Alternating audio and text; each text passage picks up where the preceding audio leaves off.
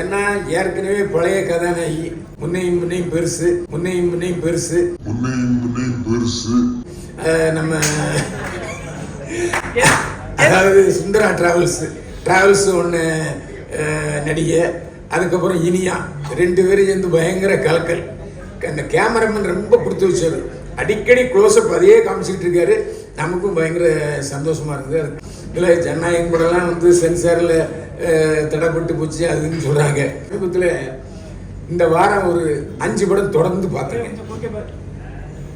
இப்போ அண்ணன் வச்ச சொல்றேன், அரசாங்கத்தை நம்பி யாரும் படம் எடுக்காதீர்கள், சலுகையை நம்பி படம் எடுக்காது. உங்களுடைய உண்மையான கதையை நம்பியும் உங்களுடைய பணத்தை நம்பியும் உங்களுடைய திறமை நம்பி படம் எடுத்தால் யாருக்கிட்ட கை எடுத்து என்னுடைய அருமையான தாழ்மையான கருத்து. நன்றி அண்ணன், தெளிவாக பேசுவார். நான் தெளிவாக பேசுறேன்னா அவரே பேசிட்டு போயிட்டேன். இதில் முக்கியமான விஷயம் என்னன்னா, அவரை விட நாங்கள் தான் அதிகமாக படம் பார்க்குறோம். நமக்கே தெரியும், கடந்த 3 நாட்களா 5 படம் பார்த்துருக்கோம். 5 படமும் ஒரே கிளைமாக்ஸ் உண்டா இல்லையா? 5 படமும் ஒருத்தர் லவ் பண்றாங்க, அப்புறம் பிரேக்கப் ஆகுது, அப்புறம் மறுபடியும் சேர்றாங்க. கிளைமாக்ஸ்ல ஒரே டைலாக் தான். 3 படமும் ஒரே டைலாக். இப்படி இருந்தா எவங்க படம் பார்ப்பாங்க? ஏன் ஒரு கதை கேட்கும்போது இது ஏற்கனவே வந்த மாதிரி இருக்க அந்த கதைன்னு யாருக்குமே அறிவாற்றல் இல்லைன்னு சொன்னால் அப்புறம் என்னத்தை நீங்கள் பணத்தை போட்டு படத்தை எடுக்க போறீங்க? எனக்கு சந்தேகமாக இருக்குது. அதான் ஒரு குளம் இருக்குது. ஆனால் ஒரு விஷயம் நான் இதை சொல்ல வைக்கப்படலை. இருட்டு அறையில் முரட்டு குத்துன்னு ஒரு படம் வந்துச்சு. அதுக்கப்புறம் நேற்று ஸ்வீட்டி நாட்டி கிரேசி சூப்பர் படம். நிச்சயமே அந்த படம் சூப்பர் கலக்கல் வசூலில் பண்ண போகுது. நீங்கள் அதுக்கப்புறம் நிறைய படங்கள் அதே மாதிரி வரும்.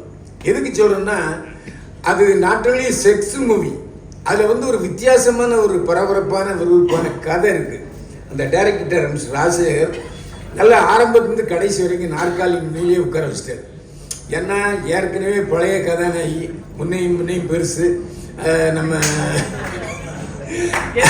அதாவது சுந்தரா டிராவல்ஸ் ஒன்று நடிகை, அதுக்கப்புறம் இனியா, 2 பேரும் சேர்ந்து பயங்கர கலக்கல். அந்த கேமராமேன் ரொம்ப கொடுத்து வச்சாரு, அடிக்கடி க்ளோஸ்அப் அதையே காமிச்சிக்கிட்டு இருக்காரு. நமக்கும் பயங்கர சந்தோஷமா இருந்தது. அது கிளைமேக்ஸ் வந்து ரொம்ப சூப்பர் கிளைமேக்ஸ். இதில் ஜனநாயகம் கூடலாம் வந்து சென்சாரில் தடைப்பட்டு போச்சு அதுன்னு சொல்கிறாங்க. சென்சாரில் அது எப்படி அப்படின்னு தெரியல. அந்த ப்ரொடியூசர் நல்லது. ஏன்னா துணிச்சலா கோயம்புத்தூர்லேருந்து வந்து பாலராஜன், அவரும் ஒரு பேர் சுரேஷ் நினைக்க, அவர் படம் எடுத்திருக்காரு. ராஜசேகர் நல்ல படம் எடுத்திருக்காரு. என்னென்னா செக்ஸ் படமாக இருந்தாலும் ஒரு வித்தியாசமான கதையோடு எடுத்திருக்காங்க. வர்ற தயாரிப்பாளர்கள் வித்தியாசமான கதையோடு வாங்க. இந்த தலைப்பு ரொம்பல்ல, யாரா அந்த பையன், நான் தான் அந்த பையன்.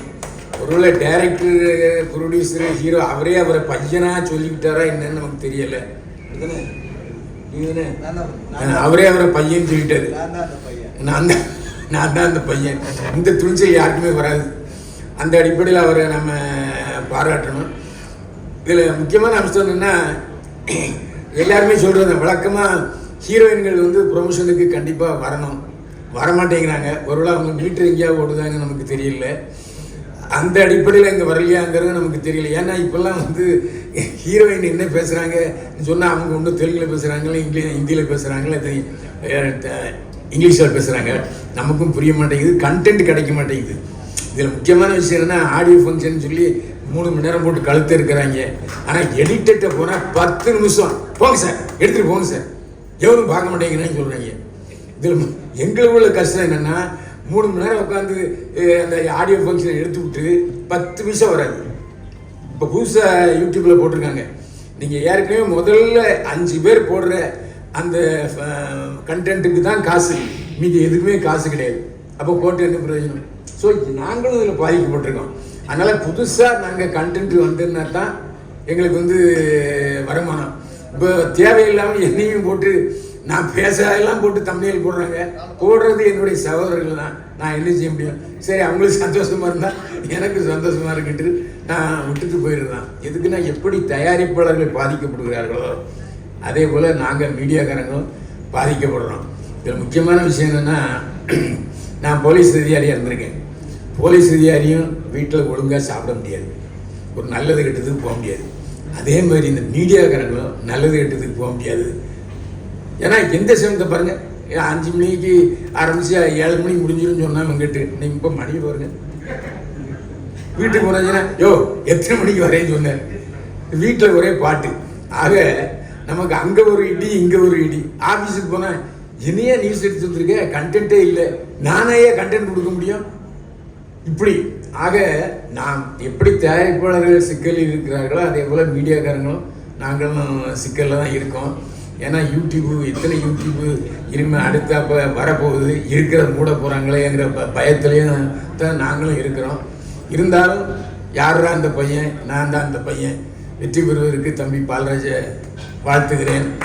ஏன்னா இந்த மாதிரி ப்ரொடியூசர்கள் வர்றதுனால தான் ஒரு 10-15 பேர், அது கிட்டத்தட்ட ஒரு 500-600 பேர் உழைச்சிக்கிட்டு இருக்காங்க. ஏன்னா சினிமா இன்னைக்கு சொன்ன மாதிரி அன்புத்திலே அடிக்கடி சொல்கிற மாதிரி புதிய தயாரிப்பாளர்களை நம்பித்தான் சினிமா இருக்கிறது. ஏன்னா பெரிய நடிகர்கள் பூரா வெளிநாட்டுக்கு போயிடுறாங்க, இல்லை வெளிய மாநிலத்துக்கு போடுறாங்க, இங்கே ஷூட்டிங் எடுக்கிறதே இல்லை. இந்த மாதிரி புதிய தயாரிப்பாளர்கள் தான் இப்போதைய சினிமாவை வாழ வைத்துக் கொண்டிருக்கிறார்கள். மேலும் தொடர்ந்து பல தயாரிப்பாளர் வர வேண்டும். வாழ்க வளமுடன். நன்றி, வணக்கம். கஷ்டப்படாமல் எதுவும் கிடைக்காது, கிடைக்கிறது கண்டிப்பாக கிடைக்கும். அதுமாரி யார் அந்த பையன், நான் தான் அந்த பையனுங்கிற டைரக்டர், ப்ரொடியூசர், ஹீரோ நம்ம பால்ராஜ். இதெல்லாம் இன்றைக்கு காலகட்டத்தில் இவ்வளோ திறமையாக ஒரு படத்தை எடுத்து வந்து இதில் என்னன்னா ஆதித்யாவில் கொண்டு வச்சுருக்கார். ஆதித்யா ஹோட்டல் ஆதித்யாவில் கொண்டு வச்சுருக்காருன்னா அவர் நம்ம தனியாக இல்லை, அத்தனை பேர் நம்ம பாராட்டணும். என்னென்னா எவ்வளோ நான் கேட்ட ஒரு 2 நாள் ஆஃபீஸ் வந்து என்னப்பா ஆதித்யா இருந்தேன், இல்லை சார் எனக்கு வந்து சும்மா கச்சா முச்சாலாம் வச்சு இது பண்ண பிடிக்காது, நீட்டாக பண்ணி முறையாக செய்யணும், சினிமாவை பார்க்கணும், சினிமா செய்யணும்னாரு. அதை கரெக்டாக கொண்டு வந்து ஆதித்யா வச்சுட்டாரு.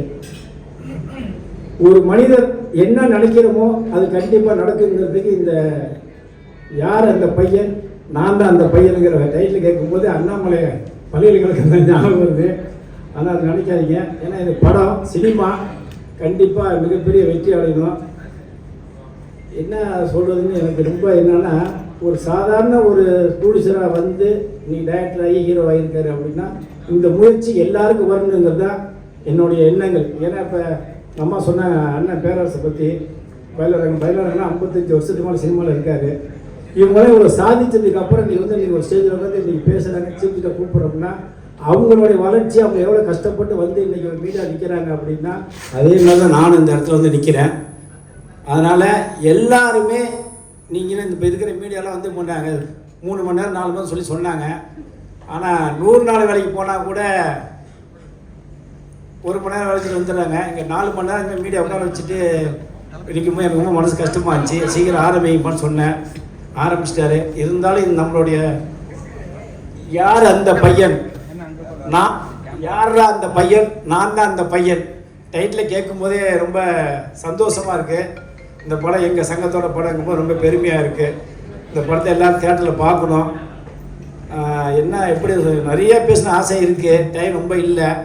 இருந்தாலும் வந்திருக்க அத்தனை பேர் சொல்கிறேன்,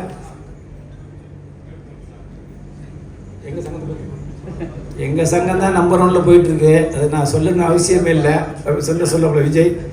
எங்கள் சங்கம் ஓப்பனாக சொல்கிறேன், தமிழ்நாடு திரைப்பட சிறுமுறை சங்கம் சென்னையில் இல்லை, இந்தியாவில் இல்லை, உலகம் முழுக்க எங்கள் சங்கம் எல்லோரும் சப்போர்ட் பண்ணி எங்கள் சங்கத்தில் ஜாயின் பண்ணிகிட்டு இருக்காங்க. எங்கள் சங்கத்தில் எந்த சூழ்நிலையும் யார் ஏமாத்தாலும் விட மாட்டோம். அப்படி யாராவது ஏமாத்த இருந்தாலும் எங்கள் சங்கத்தில் இருக்க விட மாட்டோம், உடனே அனுப்பிச்சிடுவோம். அதேமாரி சினிமாவை நம்பி யார் வந்தாலும் எங்கள் சங்கம் என்றைக்குமே குரல் கொடுக்கும். இதை நான் உங்களுக்கு ஓப்பனாக சொல்கிறேன். ஏன்னா இப்போ எல்லாமே பேச வரேன், ராஜன் சொல்லுவார், நம்ம ரங்கநாதன் சொல்லுவார், மேர சார் என்னென்னா எல்லாருமே கஷ்டப்பட்டு வந்த மாரி நீங்கள் இருக்கிற அத்தனை பேருமே என்ன மாரி தான் நீங்களும் வந்திருப்பீங்க. நான் ஒரு காலத்தில் ரஜினிகாந்த் மாரி வரணும்னு வந்தேன். ரஜினி, கமல், அப்போலாம் விஜய் வரல, அஜித் வரல, அந்தமாரி ஒரு நடிகை வரும்போது பிச்சை எடுக்காத குறையாக வந்து சினிமாவில் வந்து சேர்ந்து இன்றைக்கி வந்து நான் ஒரு தலைவராக இருக்கேன்னா அதுக்கு ஒரே காரணம் என்னோடய உழைப்பு, என்னோடய உண்மை, என்னோடய நேர்மை, என்னுடைய யதார்த்தமான பேச்சு தான். நான் யாருக்கும் பயப்பட மாட்டேன், யாருக்கும் அஞ்சவும் மாட்டேன். எதை சொன்னாலும் நேருக்கு நேரம் வான்னு சொல்லி பேசக்கூடிய ஒரு சங்கம்னா எங்கள் சங்கம் தான். 10 செகண்டில் ஃபோன் பண்ணி யார் சொல்லி வான்னு சொல்லி கூப்பிட்டு பேசுவேன். நீங்கள் கூட பார்த்துருக்கலாம். இப்போ இடையில கூட இப்போ தயாரிப்பாளர் சங்கம்லாம் எலெக்ஷன் நடந்திருக்கு. அது என்னோட சப்போர்ட் ஃபுல்லாக நான் சப்போர்ட் பண்ணிகிட்டு இருக்கேன். என்ன காரணம்னா, ஒரு தயாரிப்பாளர் சங்கம் நல்லா இருந்தால் தான் ஒரு சினிமா வளரும், ஒரு நடிகன் வளர முடியும், ஒரு டெக்னீஷியன் வர முடியும், ஒரு ஹீரோயின் வர முடியும், எல்லாம் ஒன்று. அதேமாரி இன்னைக்கு இந்த டேரக்டர் வந்து இப்போ இந்த படத்தை எடுத்த யார் அந்த பையன், நான் தான் அந்த பையனுங்கிற படத்தை அவர் எடுத்து வந்திருக்காருன்னா, இப்போ அவர் எவ்வளோ கஷ்டப்பட்டு வந்திருக்காரு. இன்றைக்கி ஒரு ஃபங்க்ஷன் வச்சுருக்காரு. அது எதுவும் ஆதித்ய ரசிகர் ரொம்ப சந்தோஷமாக இருக்குது. எந்த சூழ்நிலையிலையும் இவரை மாரி பிடிச்சத மேலே கொண்டு வாங்க, சப்போர்ட் பண்ணுங்கள். எந்த சூழ்நிலையும் மீடியா வந்து நீங்களும் இதேமாரி ஒரு வளர்ச்சி அடைஞ்சு நீங்கள் நாளைக்கு ஒரு தயாரிப்பாளரோ ஒரு நடிகராகவோ உங்கள் லட்சியம் என்னமோ வரணும். இது வரைக்கும் வெயிட் பண்ணி இருந்ததுக்கு வந்திருக்க அத்தனை மீடியா நண்பர்களுக்கும் வந்திருக்க அனைவருக்கும் என்னுடைய மனமாக நன்றியை தெரிவிச்சுக்கிறேன். ரொம்ப சந்தோஷம். சப்போர்ட் பண்ணுங்கள். சினிமாவை நம்பி வாங்க. நான் கண்டிப்பாக சப்போர்ட் பண்ணுறேன். விஜய் சொன்னால பிஆர் விஜய் எந்த சூழ்நிலையும் எப்போ போனாலும் எடுப்பேன். எதுக்கும் கவலைப்பட மாட்டேன். தைரியமாக. நன்றி, வணக்கம்.